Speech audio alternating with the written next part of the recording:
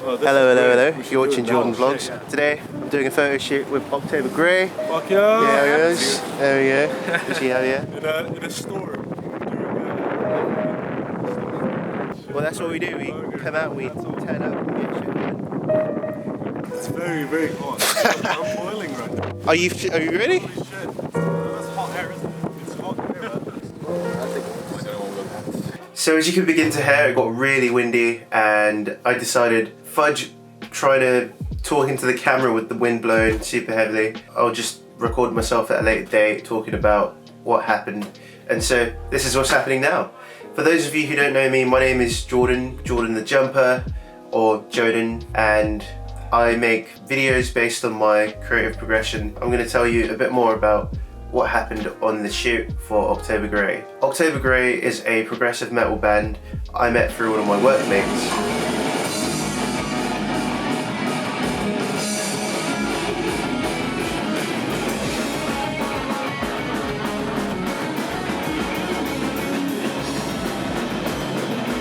The simplest way to describe them is that they sound like a Halloween band. Whenever they play music, I think of the dark themes of Halloween.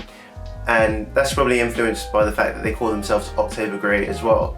A fitting name for the sound that they create. So yeah, we met up on Tuesday the 11th of February. So it wasn't even Wednesday, it was a Tuesday. We met up early in the morning at a Costa just down the road from Wembley Park Station and spoke about what we were going to do and socialised a bit. Then we decided to walk up the hill towards the park that we were going to shoot in. We got to the park, discovered that it was really muddy. We were trying to walk up the hill, and one of the first distinct memories I have of that day is someone saying, "Oh yeah, turn around, look at the view." And then you turn around and you can see a London cityscape behind you with Wembley Stadium's arcing architecture in the background. So that was really cool. That was a highlight for the day. And then we continued to walk through the muddy path to the area that we were going to eventually take photos, and I have to say I was not expecting the park to look as great as it did. There was a wide dirt path and dense trees on either side, and that's where I recorded that clip earlier on. Okay. You're on video, say hi.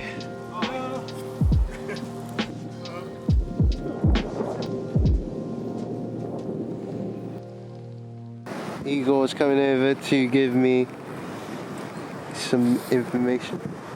Hello, Igor. Well, freezing here. Yeah, tell us a bit about your experience today. It's, probably the hardest photo shoot we've done in terms of like the weather condition. It's very windy, and it's also like really cold as well. I'm surprised you haven't lost your fingers yet. But I think for a hard photo shoot, we've got some really nice shots. Like, I think it's one of those things, it's a hard photo shoot, but you get the return, you get the reward. The swings, man. Hey. Let's do that at the last location. Oh, you want to do that last location? Yeah, okay. It's gonna be worth it, because like we can swing on that shit. Do you have any words for the shoot today, Stef? This might go in the vlog. It was amazing, very windy though, but I think we pulled it off, and like all the farts that I pulled, like no one could smell because it just carried on. It's good, it's pretty nice. They want more farts. It's a good condition. You can take any girl out here on a windy day and you're good, like it's just no problem. Alex, do you have any thoughts, anything you want to say? It's cold. Yeah. Really cold. Enjoyed it though. My hands are freezing. Yeah, that's what everyone's got to say, isn't it? Yeah. But look at that lovely sky though. It's so nice here. Yeah, very nice location to go to. Let's go to the last shot. Yeah, let's do it. Cool.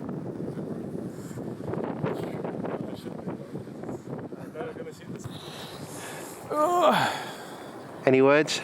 It's freaking torturous for sure, man. The weather conditions, it was very good, man. Photos looking good. Awesome, thanks, man. Yeah. Shoot went really well, but it could have been better. The reason it could have been better is because I didn't really take the time to sit down with the lead singer of the band to talk about what their core values are as a band and how they want people to see them. But luckily, they already have a good idea of what they want to project to their audience. So this is partly why they were able to direct themselves while taking the photos and why they already knew what to wear and where to take the photos. If I were to do things differently in future, I would definitely have sat down with someone from the band or did like a video call where we'd talk about their influences, maybe do a bit of research where we look at their influences and see how their influences have taken photos to present themselves in a specific way. What else would I have done? Oh, and the fact that it was windy and the weather was really shit. The fact that the floor was really muddy. We could have done some pre-prep and checked out the weather to see if it would affect us, because the weather did affect us. The mud made our shoes a bit muddy, and obviously we're walking, so we're spreading the mud. Luckily in photos, it's easy to do a bit of magical editing, but in the situation where money's being spent, you just want to reduce the amount of errors as much as possible so that things can happen seamlessly.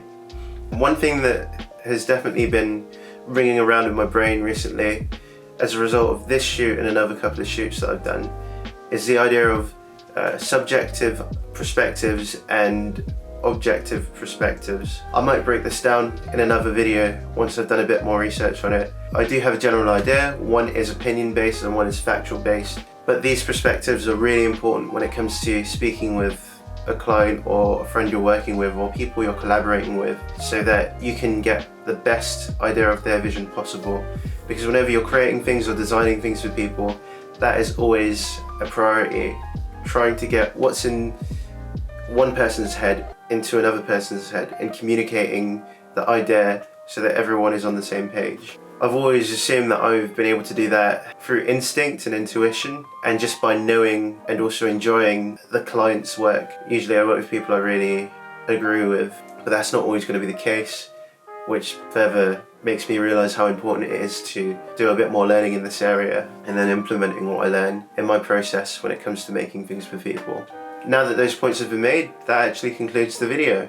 I plan to do videos like this more often where I talk about my experiences with clients. So if you're interested in me talking about a specific thing in my process of operating or just in general, put your request in the comment section underneath the video and I will reply to it or take action and make a video based on it. But I really have nothing else to say, so I hope you have a good day and I'll see you in the next video.